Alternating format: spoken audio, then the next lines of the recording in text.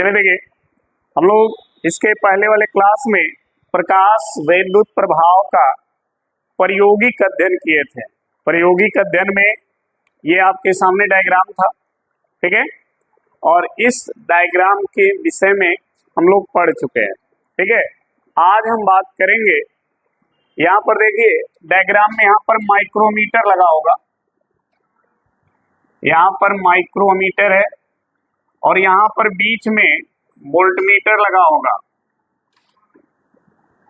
ठीक है। देखिए ऐसे डायग्राम था। इसमें हमको आज अध्ययन जो करना है वो ये है कि प्रकाश वैद्युत धारा को प्रभावित करने वाले कौन कौन से फैक्टर हैं, यानी कारक हैं, या हम यूं कह सकते हैं कि प्रकाश की जो वैद्युत धारा है वो किस पर निर्भर करती है, ठीक है। आज हम इसी पे चर्चा करेंगे, ठीक है। तो देखिए प्रकाश वैद्युत धारा की जो निर्भरता है, ठीक है, वो 3 पॉइंट पे निर्भर करेगी। 3 पॉइंट कौन कौन? एक, प्रकाश की आवृत्ति, प्रकाश की आवृत्ति, ध्यान रखिएगा, एक तो इसमें निर्भर करेगी, दूसरा निर्भर करेगी प्रकाश की तीव्रता, और जो तीसरा निर्भर करेगी वो है कैथोड एवं एनोड के बीच का विभव, ठीक है। ये 3 पॉइंट जो है जिस पर प्रकाश की वैद्युत धारा डिपेंड करेगी। हमें अब बारी बारी से इन तीनों पॉइंट पे चर्चा करनी है, ठीक है, कि प्रकाश की जो वैद्युत धारा है इन तीनों पॉइंट पर किस प्रकार से निर्भर कर रही है। तो जब भी हम इन तीनों पॉइंट की बात करेंगे, ठीक है, तो अगर एक पॉइंट की बात करेंगे तो 2 पॉइंट की वैल्यू को हम नियत मानेंगे, ठीक है। इनमें से किसी एक पे अगर हम चर्चा करेंगे या एक के विषय में जानेंगे कि विद्युत धारा इनमें से मान लो प्रकाश की आवृत्ति पे निर्भर करती है कि नहीं करती है, ये निकालना है, तो हमें प्रकाश की तीव्रता और वोल्टेज दोनों को नियत रखना पड़ेगा। और यदि हम तीव्रता की बात करें तो उसमें आवृत्ति और वोल्टेज को नियत रखना पड़ेगा, और यदि हम विभव की जब बात करेंगे तो उसमें आवृत्ति और तीव्रता को नियत रखना पड़ेगा, क्योंकि ये 3 पॉइंट पे निर्भर हैं और किसी एक पॉइंट को अगर आप चेक कर रहे हो तो जाहिर सी बात है 2 को फिक्स करना पड़ेगा, तभी तो एक्यूरेट पता चलेगा कि वह उस पर निर्भर है कि नहीं है, ठीक है। जैसे कोई काम 3 लोग कर रहे हैं, मोहन, सोहन, श्याम, 3 लोग हैं। अगर हमको ये पता करना है कि मोहन कितना काम कर रहा है तो हमें सोहन और राम इन 2 को क्या करना पड़ेगा? रोकना पड़ेगा, तभी तो पता चलेगा मोहन कितना अकेले काम कर सकता है। अगर हमें राम की बात करनी है तो फिर मोहन और सोहन को रोकना पड़ेगा, अगर श्याम की बात करनी है तो मोहन और राम को रोकना, मतलब 3 में से 2 को रोकना पड़ेगा, ठीक है। तब जाकर हमें पता चलेगा कि एक्यूरेट जो तीसरा है वो किस तरह से धारा को प्रभावित कर रहा है। क्लियर है ना? तो यहाँ ये 3 पॉइंट याद रखिएगा। प्रकाश की जो वैद्युत धारा है वो आवृत्ति पर भी निर्भर है, तीव्रता पर भी निर्भर है, और कैथोड एवं एनोड के बीच का जो वोल्टेज है उस पर भी निर्भर है। तो आज का जो हमारा टॉपिक होगा वो होगा प्रकाश वैद्युत धारा की निर्भरता। इसको आप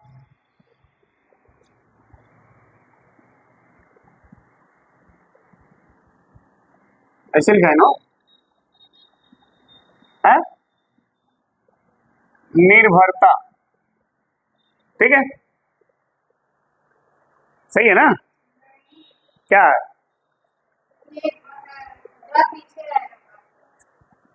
ये सही तो है। अच्छा ये सॉरी सॉरी, हाँ सॉरी, बहुत बड़ा मिस्टेक हो रहा था। ठीक है, निर्भरता, क्लियर। आज इसी पे बात करनी है। इसी पॉइंट को आपसे ये भी कहा जा सकता है, प्रकाश विद्युत धारा को प्रभावित करने वाले कारक। ठीक है जी, ये भी क्वेश्चन आपसे पूछा जा सकता है। तो दोनों का मतलब एक ही है, जो कारक प्रभावित करेगा इसका मतलब विद्युत धारा उसी पर निर्भर है। ठीक है ना।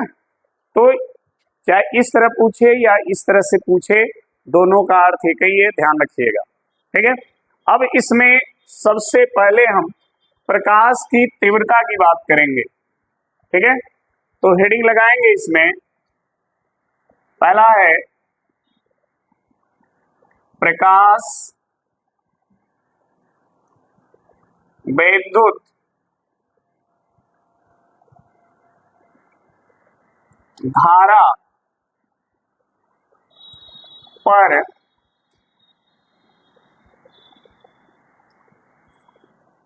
प्रकाश की तीव्रता का क्या प्रभाव। ठीक है, प्रकाश विद्युत धारा पर प्रकाश की तीव्रता का प्रभाव, यानी प्रकाश की तीव्रता का प्रकाश विद्युत धारा पर क्या प्रभाव पड़ता है, या भी हम कहें कि प्रकाश की तीव्रता जो है प्रकाश की विद्युत धारा को किस प्रकार से प्रभावित करती है, या प्रकाश विद्युत धारा प्रकाश की तीव्रता पर किस प्रकार से निर्भर करता है। ठीक है ना। तो इसके लिए ध्यान रखिएगा।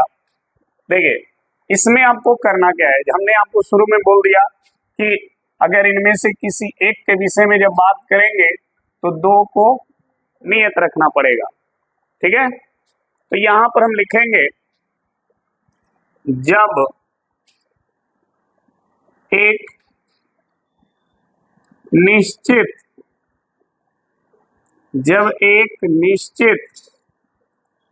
आवृत्ति के प्रकाश को, ध्यान दो, जब एक निश्चित आवृत्ति के प्रकाश को कैथोड C पर डाला जाता है। ठीक है, जब एक निश्चित आवृत्ति के प्रकाश को कैथोड C पर डाला जाता है तथा कैथोड और एनोड के बीच का विभव नियत रहता है। ध्यान देना, आवृत्ति निश्चित है, फिक्स हो गई, और विभव भी क्या हो गया, नियत हो जाता है। ठीक है, यानी एक निश्चित आवृत्ति के प्रकाश को इस कैथोड प्लेट पे डाला जा रहा है। ठीक, ऐसे समय डाला जा रहा है जिस समय प्लेटों के बीच का विभव भी नीचे। चले देखिए, हमने कहा कि जब एक निश्चित आवृत्ति के प्रकाश को कैथोड C यानी इस प्लेट पर डाला जाता है तथा कैथोड और एनोड के बीच का विभव क्या रहता है, नियत। जब इस पे प्रकाश डाली जा रही है एक निश्चित आवृत्ति, उस समय कैथोड और एनोड के बीच का विभव भी कैसा हो, नियत हो, यानी विभव भी परिवर्तित न हो और जो प्रकाश पड़े उसकी आवृत्ति भी क्या हो, निश्चित हो। ठीक है, ऐसे कंडीशन में परिवर्तित तीव्रता, इस प्रकाश की तीव्रता को परिवर्तित करके उसके संगत जो इसमें धारा उत्पन्न होती है, उस धारा के बीच एक ग्राफ खींचा गया और उस ग्राफ से स्पष्ट हो जाता है कि होता है कि प्रकाश वैद्युत धारा, प्रकाश वैद्युत धारा प्रकाश की तीव्रता के क्या होता है, समानुपाती होता है। समझ में आ गई बात। ग्राफ क्या था, ग्राफ देखिए, ग्राफ ऐसे था, ये इस वाले लाइन पे वाई एक्सिस पे प्रकाश वैद्युत धारा को लिया गया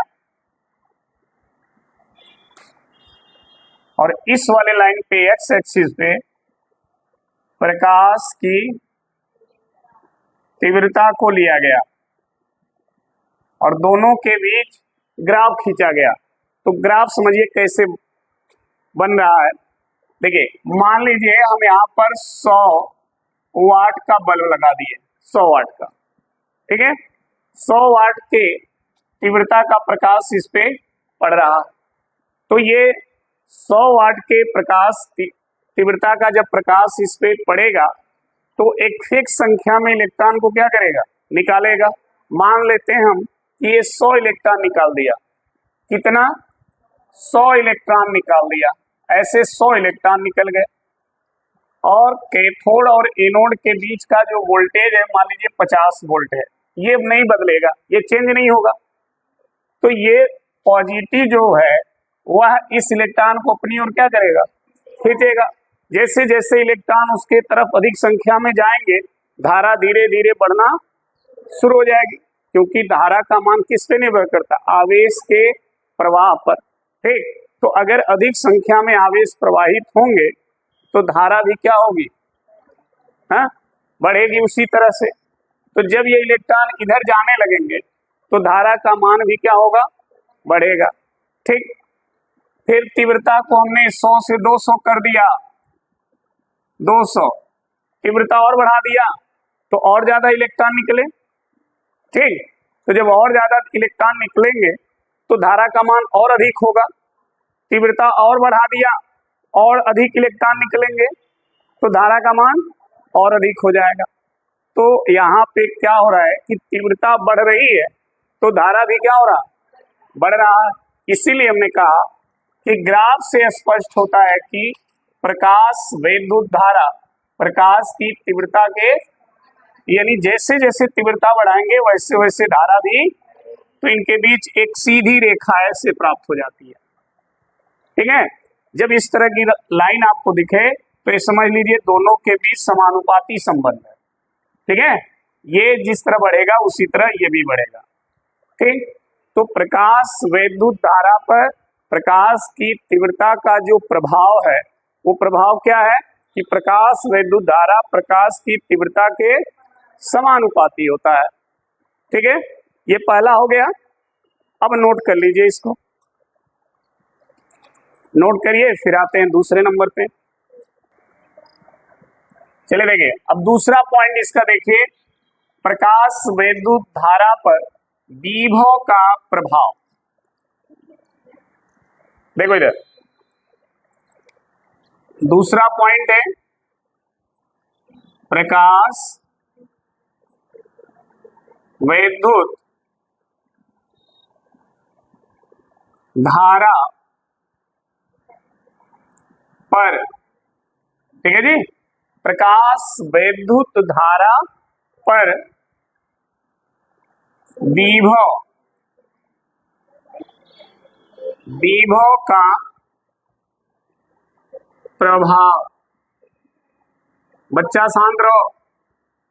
अब देखो इधर, विभव का प्रभाव हमको देखना है कि कैथोड और एनोड के बीच, ये जो कैथोड प्लेट है और जो एनोड प्लेट है, इनके बीच अगर विभव को हम बदलें तो धारा पर क्या प्रभाव पड़ेगा।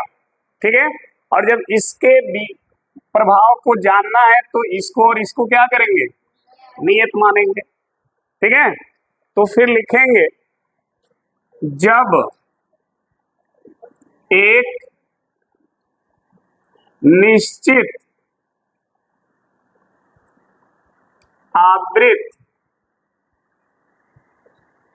आवृत्ति एवं तीव्रता का प्रकाश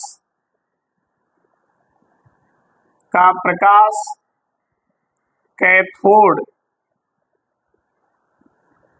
पर डाला जाता है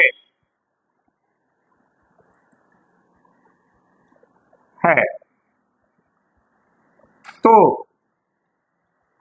ठीक है, ध्यान से सुनना, आवृत्ति कैसी हो, निश्चित हो, और तीव्रता भी निश्चित हो। ऐसे कंडीशन में जब प्रकाश इस प्लेट पर पड़ेगा कैथोड पर, तो क्या होगा, वो भी कब क्या होगा, इस विभव के आधार पर विभव को परिवर्तित करके क्या होगा। ठीक है, तो जब हम ठीक है एनोड के धनात्मक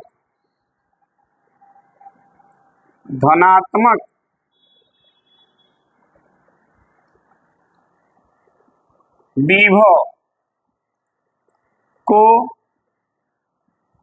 बढ़ाते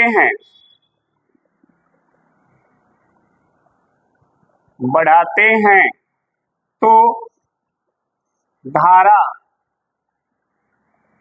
का मान भी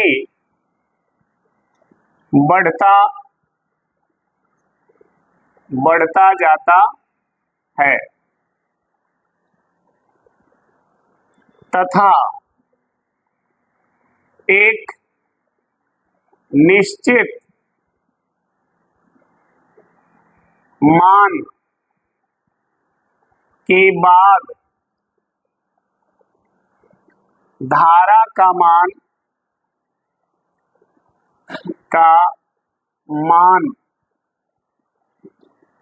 बढ़ना बंद हो जाता है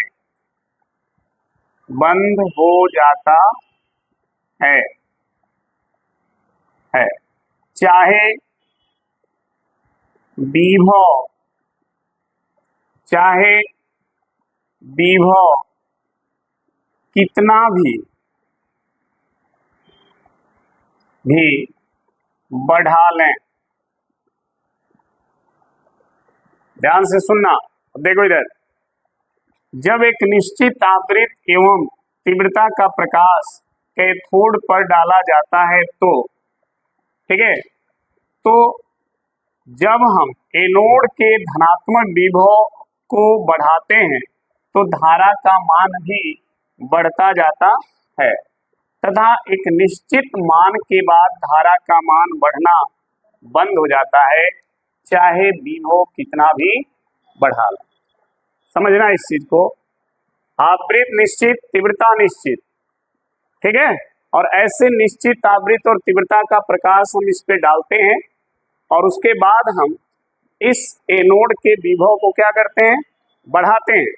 जब बढ़ाएंगे तो बहने वाली धारा का मान भी बढ़ने लगेगा, लेकिन वो मान एक निश्चित मान तक बढ़ेगा, उसके बाद बढ़ना क्या हो जाएगा, बंद हो जाएगा। तो जिस निश्चित मान के बाद धारा का मान बढ़ना बंद हो जाता है ना, उस निश्चित मान वाली धारा को हम कहते हैं संतृप्त धारा। क्या कहते हैं, संतृप्त धारा।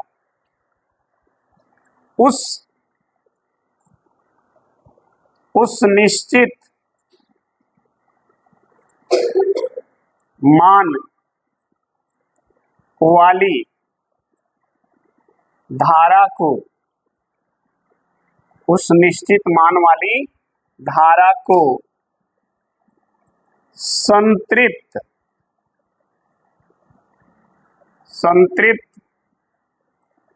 धारा कहते हैं, उसे संतृप्त धारा हम कहते हैं। ठीक है।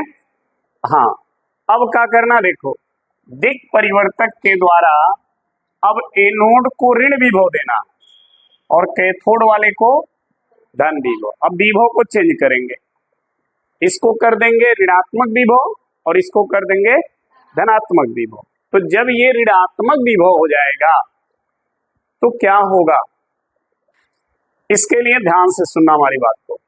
यहां ग्राफ देखना उसका, देखो ये जो लाइन है ना, इस पर प्रकाश वैद्युत धारा का मान है, प्रकाश वैद्युत धारा, और इस पे जो है वो क्या है, विभव है, इधर पॉजिटिव और इधर नेगेटिव विभव।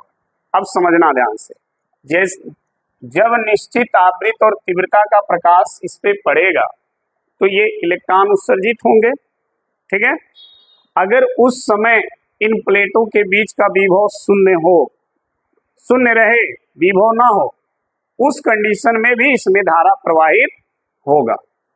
ऐसा नहीं है कि विभव शून्य है तो धारा शून्य हो जाएगा, ऐसा कभी नहीं होगा। यहाँ अगर विभव शून्य होगा इस दोनों का, तब भी धारा इसमें बहेगी, कम बहेगी, लेकिन बहेगी, शून्य नहीं होगी। क्यों बहेगी? क्योंकि देखिए, जब यहाँ से इलेक्ट्रॉन निकलेंगे तो इसमें से कुछ इलेक्ट्रॉन ऐसे होंगे जिनकी गतिज ऊर्जा अधिक होगी, और वो अधिक गतिज ऊर्जा वाले इलेक्ट्रॉन इस प्लेट से इस प्लेट तक पहुंच जाएंगे। ठीक है। तो जब ये यहां से यहां तक पहुंच जाएंगे, ठीक है, तो धारा का प्रवाह क्या हो जाएगा, शुरू हो जाएगा। तो ऐसा नहीं है कि दोनों प्लेटों के बीच का अगर विभव शून्य हो तो इसमें धारा शून्य हो जाएगा, धारा शून्य नहीं होगा, धारा का मान कुछ बहेगा। ठीक है, समझ में आ गई बात? कुछ धारा इसमें बहेगी, ऐसा नहीं है कि नहीं बहेगी। जिन इलेक्ट्रॉनों की गतिज ऊर्जा ज्यादा होगी वो कैथोड से एनोड तक पहुंच जाएंगे। ठीक है। अब देखो, अगर एनोड का विभव बढ़ाने लगे, पॉजिटिव विभव को बढ़ाने लगे, तब जो कम ऊर्जा वाले इलेक्ट्रॉन थे वो भी इधर जाने लगेंगे, तो धारा का मान क्या होगा, बढ़ने लगेगा। ठीक, लेकिन वो भी मान एक निश्चित तक ही बढ़ेगा। क्यों? कारण क्या है? क्योंकि मान लीजिए अगर इस पर जो प्रकाश पड़ रही है उसकी तीव्रता 100 है और उसकी आवृत्ति निश्चित है। ठीक है, तो अगर ये 100 इलेक्ट्रॉन यहाँ निकाला है, 100 इलेक्ट्रॉन निकाल चुका है, तो अगर इसका विभव आप बढ़ाओगे तो ज्यादा से ज्यादा कितना इलेक्ट्रॉन खींचेगा, 100 इलेक्ट्रॉन बाहर है ना, तो ज्यादा से ज्यादा कितना खींच सकता है, 100 से ज्यादा तो खींच ही नहीं पाएगा क्योंकि इलेक्ट्रॉन नहीं है। तो उससे ऊपर धारा बढ़ेगी नहीं, बढ़ेगी। इसलिए धारा एक निश्चित मान के बाद क्या होती है, बढ़ना रुक जाती है, बढ़वे नहीं करेगी। तो उस धारा को बोलते हैं संतृप्त धारा। समझ में आ गई बात? तो इस ग्राफ में ध्यान रखिएगा, ये तो 0 पॉइंट है, हमने आपसे कह दिया कि अगर इसके प्लेटों के बीच का विभव शून्य रहे तब भी धारा शून्य नहीं रहेगी। इसका मतलब धारा वाली जो लाइन है इस पर कुछ ऊपर से आपको ग्राफ खींचना पड़ेगा, ये 0 से नहीं खींचेंगे। अगर 0 से खींचेंगे इसका मतलब हो जाएगा कि अगर प्लेटों इनके बीच का विभव शून्य होगा तो धारा भी शून्य होगी।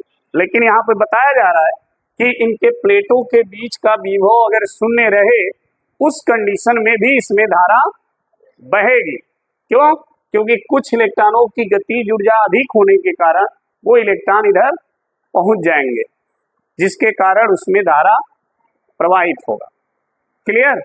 तो ग्राफ हम यहां से खींचना शुरू करेंगे। अब मान लीजिए 100 इलेक्ट्रॉन यहाँ है, अब इसके विभव को हम बढ़ा रहे हैं, पॉजिटिव वाले को, पहले 0 था विभव, अब इसका धन विभव 10 वोल्ट, 20 वोल्ट, 40 वोल्ट, 50 वोल्ट ऐसे बढ़ा रहे हैं। तो जैसे जैसे इसका धन विभव आप बढ़ाओगे, ठीक है, तो ये इलेक्ट्रॉन इधर जाना शुरू कर देंगे। समझ में आई बात? इलेक्ट्रॉन जाना शुरू कर देंगे। विभव क्या करता है? विभव बताएंगे क्या करता है? विभव इलेक्ट्रॉन को धक्का मारता है। जब इलेक्ट्रॉन को धक्का मारेगा तभी इलेक्ट्रॉन गति करता है, और जब इलेक्ट्रॉन गति करेगा तो धारा बहेगी। ठीक है, तो जितना ज्यादा इधर पॉजिटिव विभव उत्पन्न करोगे ना, उतना तेजी से इलेक्ट्रॉन धक्का मारेगा उसको, उस प्लेट की ओर। ठीक है, तो ज्यादा इलेक्ट्रॉन को जब धक्का मारेगा तो धारा अधिक बहेगी। कम इलेक्ट्रॉन, जब वोल्टेज इसका कम रहेगा तो कम इलेक्ट्रॉन को धक्का मारेगा, कम बल से मारेगा। समझ में आई बात? तो धारा कम रहेगी। तो ज्यादा से ज्यादा कितने इलेक्ट्रॉन को ढकेल सकता है वो? 100 है बाहर, तो 100 में ज्यादा से ज्यादा ढकेलेगा। तो ये धारा देखिए धीरे धीरे ऐसे बढ़ेगी, अब बढ़ने के बाद एक निश्चित मान के बाद रुक जाएगी। ऐसे हो जाएगा ग्राफ, पहले बढ़ेगी और एक निश्चित मान के बाद ऐसे हो जाएगी। ठीक है, अब देखिए अब क्या करना है हमें? अब इसको कर देना है ऋणात्मक विभव और इसको कर देना है धनात्मक विभव। अब समझना, विभव अभी भी धक्का मारेगा, लेकिन धक्का मारने की दिशा उल्टा हो गई। अभी ऋणात्मक हो गया, तो अब तक विभव देखो, पहले वाले केस में विभव जो था इधर से ढकेल रहा था, इधर, लेकिन अब हमने इसको निगेटिव कर दिया, तो अब ये विभव उल्टा इधर धक्का मारेगा, इधर इस दिशा में रोकेगा आने से। क्यों रोकेगा? क्योंकि यो निगेटिव हो जाएगा। ठीक है, तो अब इलेक्ट्रॉन को आने से क्या करेगा? रोकेगा ही। ठीक, तो क्या निगेटिव विभव करने पर तुरंत धारा शून्य हो जाएगी? नहीं होगी। कुछ इसमें लखेरा इलेक्ट्रॉन होंगे जो वहां तक पहुंच जाएंगे रोकने के बावजूद भी। समझ में आ गई बात? जिनकी गतिज ऊर्जा ज्यादा है उसको एक नहीं रोक पाएगा ना, तो कुछ इलेक्ट्रॉन यहां तक पहुंच जाएंगे, इसलिए धारा का मान कुछ रह जाएगा। ये नहीं है कि इसको जैसे निगेटिव दोगे तुरंत जीरो हो जाएगा, ऐसा नहीं होगा। धारा का मान घटना शुरू हो जाएगा लेकिन तुरंत जीरो नहीं होगा। समझ में आई बात? तो अब धारा यहां से देखिए, अगर जीरो होती ना तो तुरंत ये लाइन यहां आ जाता, लेकिन ऐसा नहीं होगा। क्यों?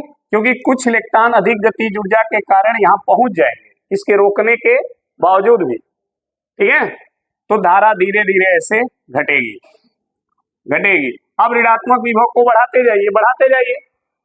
तो जब ऋणात्मक विभव ज्यादा बढ़ा दोगे ना, तो वो क्या करेगा? सभी इलेक्ट्रॉन को आने से रोक देगा और फिर धारा हो जाएगी शून्य।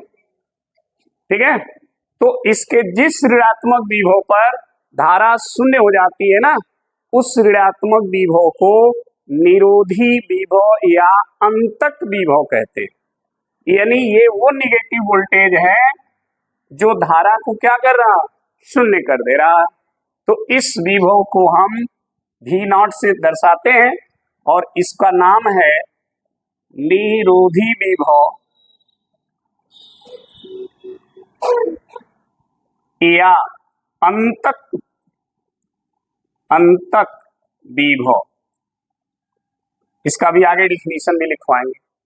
ठीक है जी, अब फिर ध्यान दो, अब हम प्रकाश की आवृत्ति को बदलते हैं और तीव्रता को फिर एक निश्चित मान पे फिक्स कर देते हैं। ठीक है, मान लो अब इसकी तीव्रता हो गई 200 वोल्ट, 200 वाट, आवृत्ति पहले से चेंज हो गई। ठीक है, तो अब ये कितना इलेक्ट्रॉन निकालेगा? 200। ठीक है, ये माना जा रहा है कि 200 वाट की जो तीव्रता की प्रकाश है वो 200 इलेक्ट्रॉन निकाल रही है, ऐसा हम लोग मान रहे हैं, ये फिक्स संख्या नहीं है। ठीक है, तो 200 अगर ये निकालेगी फिर ये पॉजिटिव होगा और अब निगेटिव पहले वाले केस की तरह हो जाएगा। ठीक है, अब ये जीरो होगा, तो क्या धारा जीरो होगी? नहीं होगी, धारा का मान जीरो होगा ही नहीं, क्योंकि कुछ इलेक्ट्रॉन यहां तक पहुंच जाएंगे, तो धारा फिर किसी एक न्यू वैल्यू से शुरू हो जाएगी। ठीक, अब इसका धनात्मक विभव क्या करिए? बढ़ाते जाइए, धारा का मान क्या होगा? बढ़ता जाएगा और फिर एक निश्चित मान के बाद बढ़ना। इस धारा को क्या कहेंगे? संतृप्त धारा। ठीक, फिर केस उल्टा कर दो, अब इसको निगेटिव विभव दे दो और इसको पॉजिटिव, तो फिर ये निगेटिव इलेक्ट्रॉन को इधर जाने से क्या करेगा, रोकेगा। तो फिर धारा का मान धीरे धीरे घटेगा और घट के आते आते फिर क्या हो जाएगा, शून्य हो जाएगा। समझ में आई बात? फिर आवृत्ति और तीव्रता को बदल के फिक्स करो, 300 वाट पे कर ले जाओ। ठीक है, तो 300 इलेक्ट्रॉन ही उत्पन्न होंगे। विभव 0 रखो तो फिर धारा का मान एक निश्चित मान से बढ़ेगा। ठीक है, और फिर ये भी जब विभव इसका बढ़ाओगे पॉजिटिव विभव, तो फिर धारा का मान बढ़ते बढ़ते एक निश्चित मान के बाद संतृप्त हो जाएगा। ठीक, फिर उल्टा कर दो इसको निगेटिव इसको, तो फिर धारा का मान घटने लगेगा और घट के फिर फाइनल आके, समझ में आई बात? तो ये इसका ग्राफ बनेगा ऐसे। क्लियर हो गया ना सभी को? तो वो चीज हमने लिखा है कि उस निश्चित मान वाली धारा को हम संतृप्त धारा कहते हैं। यही वो धारा है, संतृप्त धारा। इसके बाद इसका मान, अब वोल्टेज को कितना ही बढ़ा लोगे उससे ज्यादा धारा नहीं बढ़ेगी, क्योंकि जितना इलेक्ट्रॉन था सबको ये खींच चुका होगा।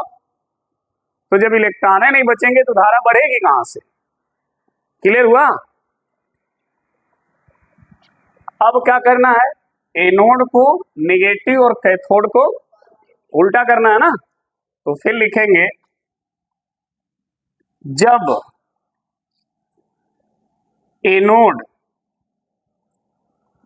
एनोड को कैथोड के सापेक्ष ऋणात्मक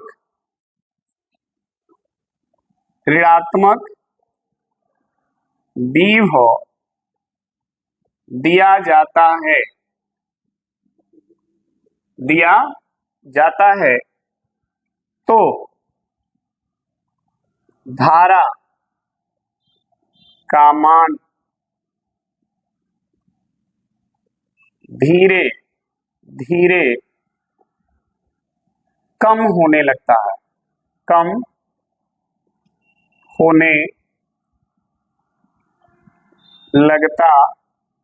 है, तथा एक निश्चित ऋणात्मक विभव पर धारा का मान क्या हो जाता है, शून्य हो जाता है। ठीक, इस ऋणात्मक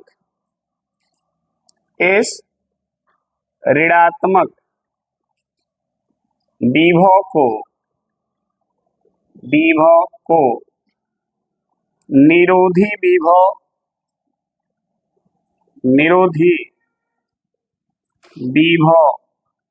V0 या अंतक विभव कहते हैं। ठीक है, निरोधी विभव या अंतक विभव कहते हैं। और ये उसका ग्राफ है, ग्राफ बनाना पड़ेगा। और ग्राफ कैसे बना, क्लियर है ना सभी को? ठीक, तो नोट कर लीजिए।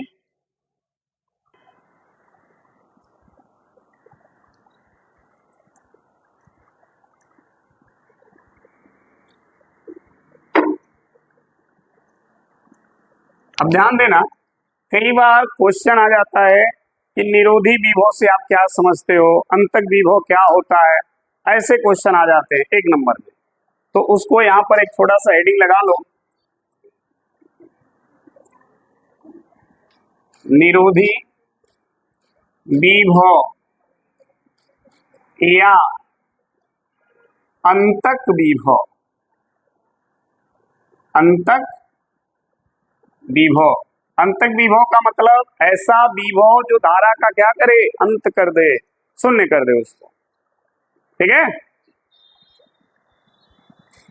अब देखो यहां पर क्या अंतक कैसे डिफाइन करोगे, इसी को बोला गया है ना। और ये ऋणात्मक विभव है, और ये वो ऋणात्मक विभव है जो किसको दिया गया, एनोड को। ठीक है, तो लिखेंगे कैथोड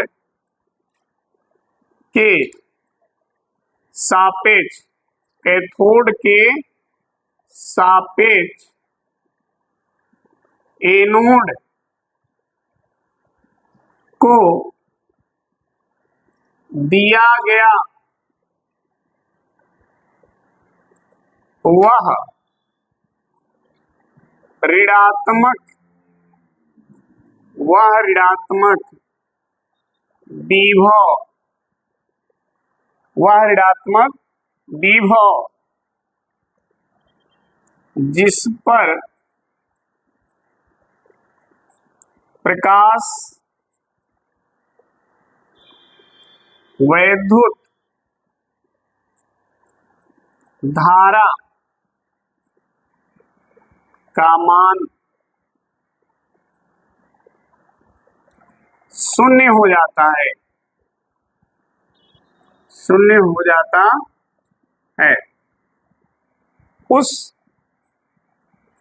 ऋणात्मक विभव को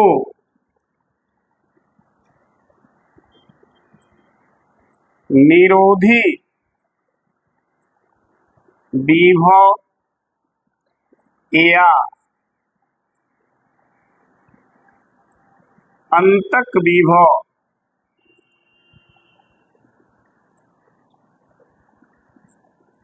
V0 कहते हैं।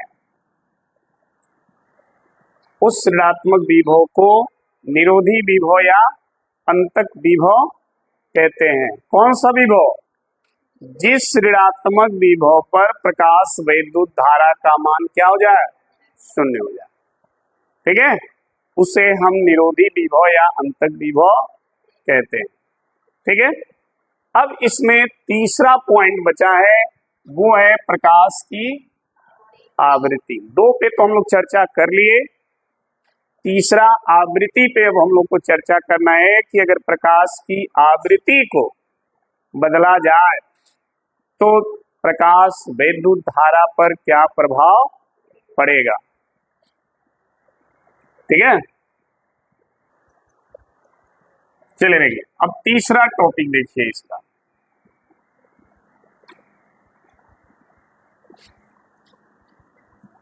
ये ग्राफ बना लिए थे ना,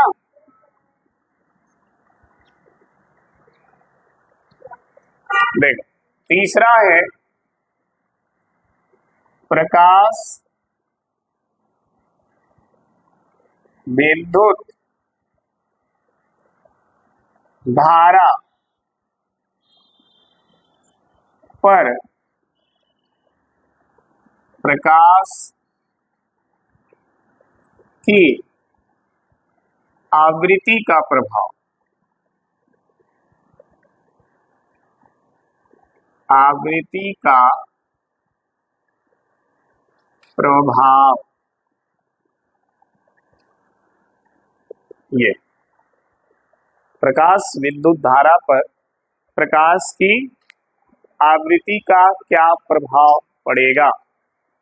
यानी अब आवृत्ति की जब चर्चा करोगे तो तीव्रता को और विभव को क्या करोगे, नियत कर दोगे। ठीक है, उसके लिए क्या लिखोगे, जब कैथोड प्लेट पर एक निश्चित तीव्रता का प्रकाश डाला जाता है तथा कैथोड और एनोड के बीच का विभव नियत रखा जाता है।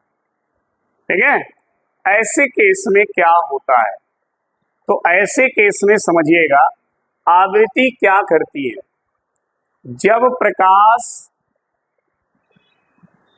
की किरणें किसी धातु के पृष्ठ पर पड़ती हैं तो प्रकाश अपनी ऊर्जा उस धातु के पृष्ठ को देता है, सबको पता है, और फिर जाकर वो धातु का पृष्ठ अपने इलेक्ट्रॉन को बाहर निकालता है। समझ आई बात। लेकिन आपको ये भी पता होना चाहिए कि धातु का जो पृष्ठ है जो अपने इलेक्ट्रॉन को बाहर निकालता है उसको एक न्यूनतम कम से कम ऊर्जा चाहिए जिसे हम उसे कार्यफलन कहते हैं। पता है ना, यानी जिस ऊर्जा पर धातु का पृष्ठ इलेक्ट्रॉन को निकालने लगे वो ऊर्जा क्या है, उसकी कार्यफलन कहलाती है। क्लियर है? यानी अगर ये पृष्ठ है, समझिएगा, अगर ये पृष्ठ है और इस पृष्ठ का कार्यफलन है 40 जूल, मतलब कि अगर ये 40 जूल तक ऊर्जा पाएगा या उससे अधिक ऊर्जा पाएगा तो इलेक्ट्रॉन को निकालेगा, लेकिन अगर 40 जूल से कम पाएगा तो इलेक्ट्रॉन को नहीं निकालेगा। क्लियर है? तो ये 40 जूल इसकी कार्यफलन है और यह कार्यफलन अलग अलग धातुओं के लिए अलग अलग होता है। ठीक है ना? कार्यफलन का मान सभी धातु के लिए एक नहीं होता है, हर अलग अलग धातुओं के लिए कार्यफलन अलग अलग होता है। तो अगर ये किसी धातु की पृष्ठ है और इसका कार्यफलन 40 जूल है तो ये चिल्ला कर कह रहा है कि हमको 40 जूल दोगे तभी इलेक्ट्रॉन तुमको देंगे, या 40 जूल से ज्यादा दोगे तभी तुमको इलेक्ट्रॉन देंगे, लेकिन 40 से थोड़ा सा भी कम दोगे तो हम इलेक्ट्रॉन नहीं देंगे। ये तो क्लियर हो गया? अच्छा, अब इस पे जो प्रकाश आ रहा है, अगर ये प्रकाश 40 जूल तक ऊर्जा दे दिया, ठीक है, तो ये इलेक्ट्रॉन देना शुरू कर देगा। ठीक, 40 से ज्यादा भी दिया तो भी इलेक्ट्रॉन देना शुरू कर देगा, लेकिन अगर 39.9 जूल दिया तो नहीं देगा। यानी इलेक्ट्रॉन के उत्सर्जन के लिए जरूरी क्या है, दी गई ऊर्जा किसके बराबर, कार्यफलन के, उस धातु के कार्यफलन के बराबर। इलेक्ट्रॉन की अगर उत्सर्जन आप चाहते हैं तो जो ऊर्जा दे रहे हैं वह ऊर्जा उस धातु के कार्यफलन के बराबर होनी चाहिए, उससे अधिक होनी चाहिए, लेकिन कम नहीं होनी चाहिए। जैसे दी गई ऊर्जा 39.9 जूल है तो क्या इलेक्ट्रॉन निकलेगा? नहीं निकलेगा। अगर 40 जूल हो जाए तो, 41 जूल हो जाए तो, 42 हो जाए तो, मतलब बराबर हो जाए, अधिक हो जाए तो चलेगा, कम हो जाएगा तो नहीं निकलेगा। क्लियर हो गया? अच्छा, जो ये प्रकाश ऊर्जा देता है ना, प्रकाश, वो उस प्रकाश के फोटान की ऊर्जा होती है। अब आप कहेंगे सर फोटान क्या है, तो आगे पढ़ेंगे, इसी में है आगे। फोटान जो होता है ऊर्जा का पैकेट होता है, पैकेट, और एक पैकेट की ऊर्जा जो होती है वो h न्यू के बराबर होती है। इसके बराबर, h न्यू के बराबर। h प्लांक नियतांक होता है और न्यू जो होती है उस प्रकाश की आवृत्ति होती है। ठीक है, तो एक पैकेट जो प्रकाश के फोटान की जो ऊर्जा होती है वो इतनी होती है। ठीक है, और आप यहां देख रहे हो कार्यफलन, कार्यफलन कितना होता है, तो कार्यफलन के लिए ध्यान देना, जब इलेक्ट्रॉन ऊर्जा पाएगा और उस ऊर्जा से बाहर निकलेगा तो वही ऊर्जा कार्यफलन है। ठीक है, तो इसकी ऊर्जा कितनी होती है, इसकी ऊर्जा होती है ई, नहीं सॉरी, हाँ, ई भी, ये इसकी ऊर्जा है, इसी को हम लिखते हैं फाई नॉट। ठीक है, ये फाई नॉट है। जब ये दोनों बराबर हो जाएंगे, दी गई ऊर्जा और ये कार्यफलन की ऊर्जा बराबर हो जाएंगे तो इलेक्ट्रॉन का उत्सर्जन शुरू हो जाएगा। क्लियर? तो उत्सर्जन के लिए आवृत्ति बहुत मायने रखती है। इलेक्ट्रॉन को बाहर निकालने के लिए आवृत्ति बहुत जरूरी है, क्योंकि आवृत्ति से ऊर्जा बनती है। देखो फोटान की ऊर्जा में क्या है, आवृत्ति है ना, तो आवृत्ति ऊर्जा को दर्शाती है एक तरह से। तो आवृत्ति का मान जितना ज्यादा होगा ऊर्जा उतनी ही अधिक होगी, क्योंकि एच का मान तो फिक्स है। एच का मान क्या है, फिक्स है, वो नियत है, प्लांक नियतांक उसको बोलते हैं। ये नहीं बदलेगा, यही बदलेगी। अगर आवृत्ति ज्यादा हो गई तो एक पैकेट की ऊर्जा ज्यादा हो जाएगी, आवृत्ति कम हो गई तो एक पैकेट की ऊर्जा कम हो गई। ठीक है, तो अगर ये ऊर्जा इस पृष्ठ के कार्यफलन के बराबर हो गई, ठीक है, तो इसका मतलब कि ये पृष्ठ इलेक्ट्रॉन को उत्सर्जित करने लगेगा। क्लियर है ना? अब ध्यान से और सुनना, जब ये ऊर्जा इसके पृष्ठ के ऊर्जा के बराबर यानी कार्यफलन के बराबर हो गई तो इलेक्ट्रॉन बाहर निकलना शुरू हो गए। ठीक, इस पृष्ठ की जो आवृत्ति होगी वो इस आवृत्ति के क्या हो गई, बराबर हो गई। इसी आवृत्ति को हम बोलते हैं देहली आवृत्ति। देहली आवृत्ति, देहली आवृत्ति। और ये ऐसी आवृत्ति है, ऐसी आवृत्ति है जो इस धातु के पृष्ठ पर निर्भर करती है। ये जो धातु है ना, इसके पृष्ठ की ये आवृत्ति है। अगर यह पृष्ठ इस आवृत्ति से कम आवृत्ति का प्रकाश पाएगा, ठीक है, तो इलेक्ट्रॉन को उत्सर्जित नहीं करेगा। इस आवृत्ति का प्रकाश पाने का मतलब उसकी ऊर्जा तुरंत इसके कार्यफलन के क्या हो जाएगी, बराबर हो जाएगी। यानी हर धातु के पृष्ठ की अपनी खुद की एक आवृत्ति होती है। जिस आवृत्ति का प्रकाश पाते हैं तो वो अपने इलेक्ट्रॉन को बाहर निकालते हैं। उस आवृत्ति का प्रकाश पाने का मतलब कि उस आवृत्ति का अगर प्रकाश पाएगा तो उसकी ऊर्जा जो होगी उसके कार्यफलन के बराबर हो जाएगी। ठीक है, तो देहली आवृत्ति का यहाँ बहुत बड़ा रोल है। इसे हम न्यू नॉट लिखते हैं ऐसे, और इसके संगत जो तरंगदैर्घ्य होता है उसे देहली तरंगदैर्घ्य कहते हैं, और उसे लैम्डा नॉट से लिखते हैं ऐसे। ये हो गया देहली आवृत्ति, ये हो गया देहली तरंग दैर्घ्य।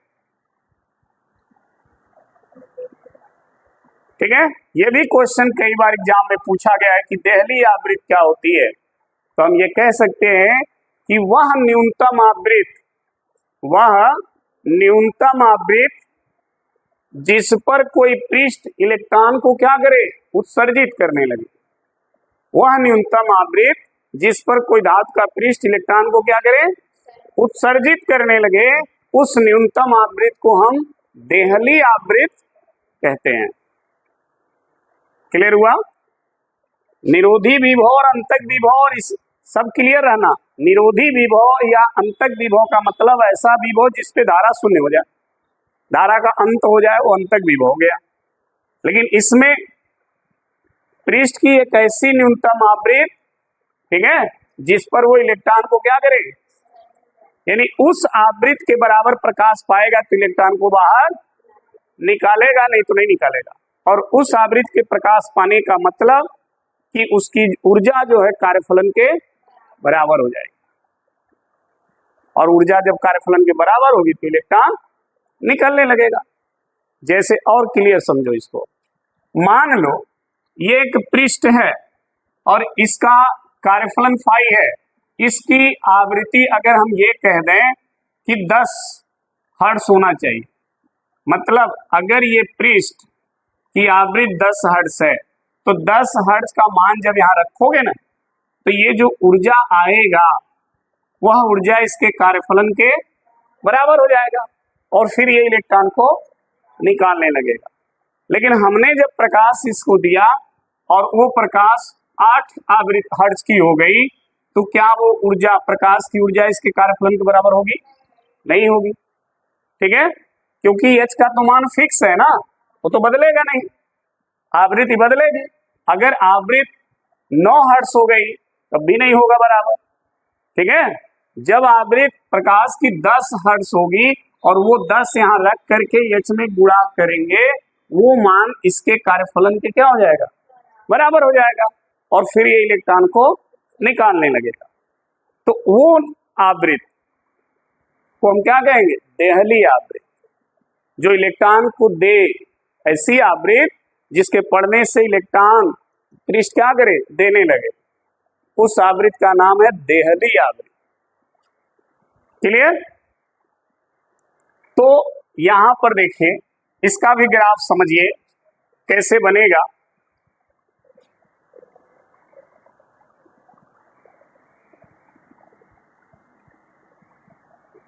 ये है प्रकाश विद्युत धारा, प्रकाश विद्युत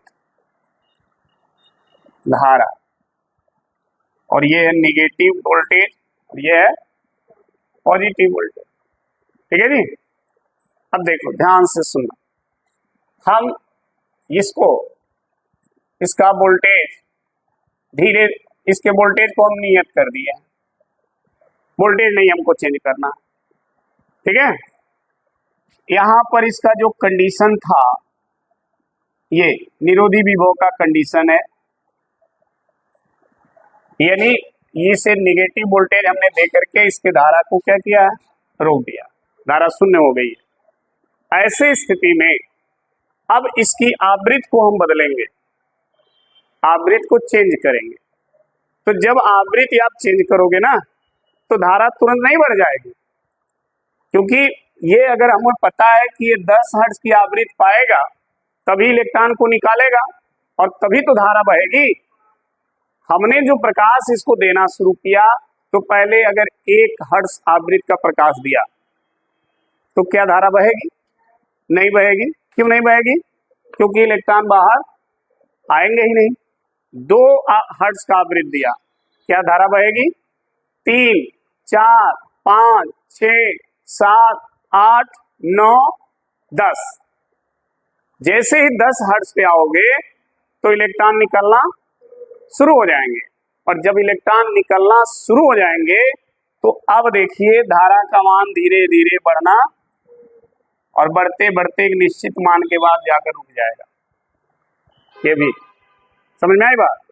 यानी जो आवृत्ति का प्रकाश डालोगे ना, अगर वो आवृत्ति सीधे अगर उसके देहली आवृत्ति के बराबर हुई तब तो धारा तुरंत बढ़ने लगेगा, लेकिन अगर वो आवृत्ति देहली आवृत्ति से कम हुई तो धारा स्टार्टिंग में बढ़ेगा ही नहीं।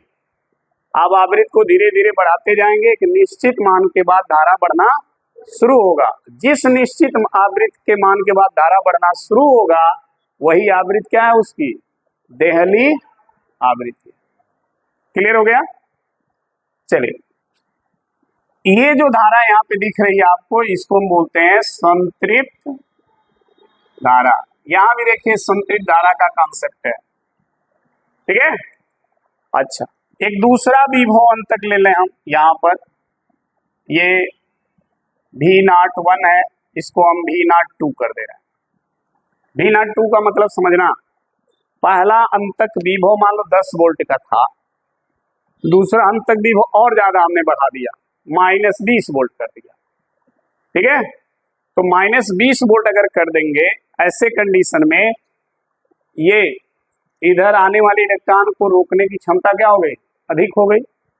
ठीक है, अब आवृत्ति को हम क्या करेंगे? बढ़ाएंगे, प्रकाश की आवृत्ति चेंज करेंगे। ठीक है, फिर आवृत्ति धीरे धीरे बढ़ाएंगे, तो ये आवृत्ति जैसे 10 वोल्ट पाएगी फिर धारा बढ़ना, और फिर बढ़ते बढ़ते आकर फिर यहीं पे संतृप्त हो जाएगा। ठीक, और भी अंतक विभव बढ़ा दो इसका, फिर ऐसे पहले 0 रहेगा, फिर कुछ समय बाद बढ़कर बढ़ने लगेगा, बढ़कर के फिर संतृप्त हो जाएगा, ऐसे। ठीक है, क्लियर हुआ? यानी आवृत्ति को बदलने पर प्रकाश विद्युत धारा का मान तुरंत नहीं बढ़ेगा, एक निश्चित आवृत्ति के मान के बाद बढ़ना शुरू होगा। उस निश्चित आवृत्ति को हम कहते हैं देहली आवृत्ति, और जब धारा बढ़ना बंद हो जाए तो उस धारा को कहते हैं संतृप्त धारा। ठीक है, तो यहां पर हम नोट करेंगे, निरोधी विभव के स्थिति में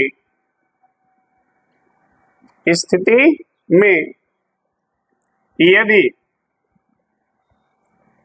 प्रकाश की आवृत्ति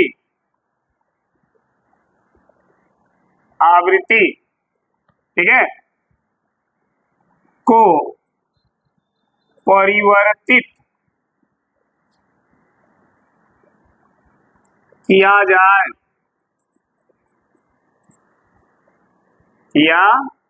जाए तो धारा का मान पहले शून्य रहता है तथा एक निश्चित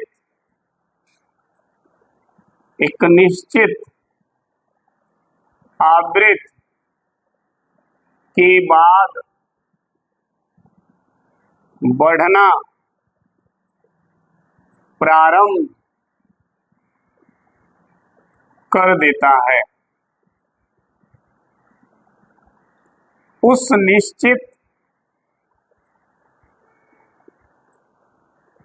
आवृत्ति को देहली आवृत्ति कहते हैं। देहली आवृत्ति कहते हैं। जब धारा का मान बढ़ना बंद हो जाता है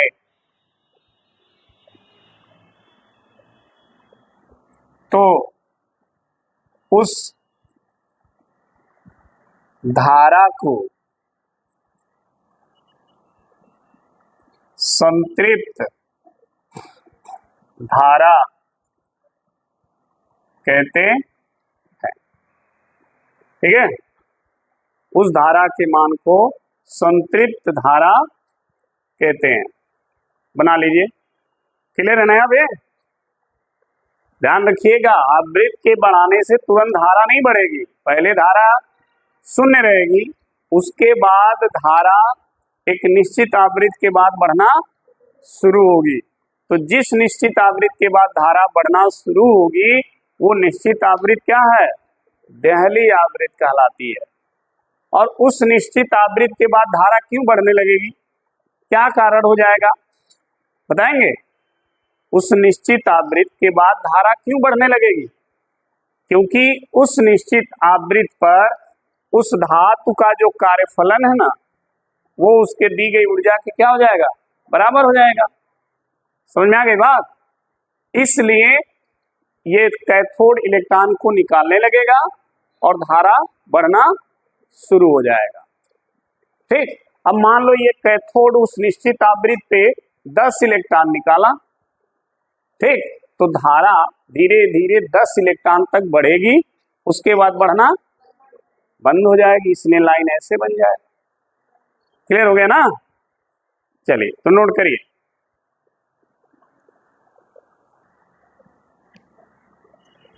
अब हेडिंग लगा लो, देहली आवृत्ति। देहली आवृत्ति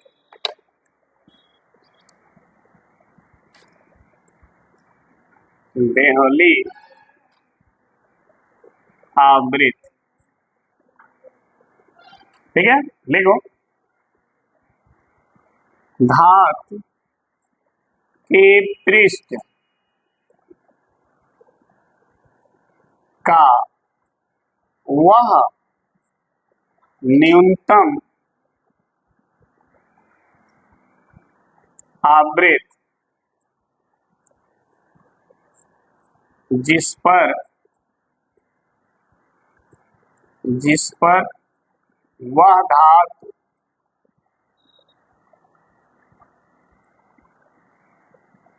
पृष्ठ से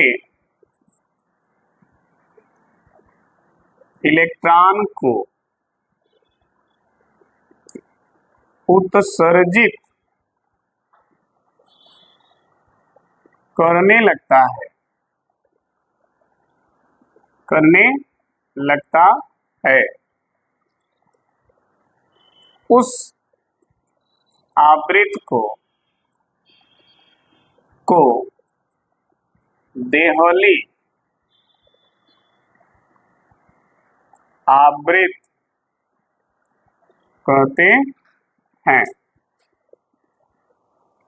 इसे म्यू नॉट से प्रदर्शित करते हैं। देहली आवृत्त के संगत तरंग दैर्घ्य को, संगत तरंग दैर्घ्य को क्या कहते हैं?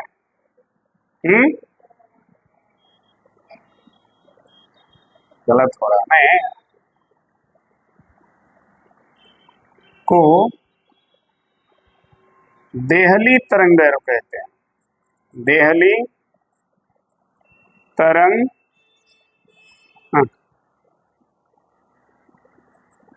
कहते हैं और इसे किससे प्रदर्शित करते हैं? लैम्डा नॉट से। ठीक है, ध्यान रखिएगा, हर धातु के पृष्ठ की अपनी देहली आवृत्त होती है।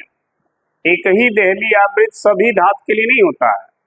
अलग अलग धातु के पृष्ठ की देहली आवृत्त अलग अलग होती है। ठीक है, कुछ धातु ऐसे होते हैं जो बहुत कम ही आवृत्त पे इलेक्ट्रॉन को निकालने लगते हैं, तो उसकी देहली आवृत्त क्या होगी? कम होगी। कुछ धातु ऐसे होते हैं जो अधिक आवृत्त के प्रकाश पाने पर इलेक्ट्रॉन को निकालते हैं, तो उसकी देहली आवृत्त क्या होगी? अधिक होगी। ठीक है, जैसे कार्यफलन सभी धातुओं के लिए अलग अलग, उसी तरह देहली आवृत्त भी हर सभी धातुओं के लिए अलग अलग। जैसे कार्यफलन में जब पृष्ठ कार्यफलन के बराबर ऊर्जा पाता है तो भी इलेक्ट्रॉन को निकालता है, उससे कम पाएगा तो नहीं निकालेगा। उसी तरह से जब कोई पृष्ठ अपने देहली आवृत्त के बराबर प्रकाश की आवृत्त पाएगा तो भी इलेक्ट्रॉन को निकालेगा, नहीं तो नहीं निकालेगा। ठीक है, तो मान लीजिए अगर किसी पृष्ठ की देहली आवृत्त 10 हर्ट्ज है और जो प्रकाश हम उसको दे रहे हैं उस प्रकाश की आवृत्त 9.5 हर्ट्ज है, क्या वो पृष्ठ इलेक्ट्रॉन को निकालेगा? नहीं निकालेगा। उस पृष्ठ को इलेक्ट्रॉन निकालने के लिए दी गई प्रकाश की आवृत्ति कितनी होनी चाहिए? 10 हर्ट्ज या उससे अधिक। समझ लीजिए इस चीज को, क्लियर है ना? हाँ, तो नोट कर लें।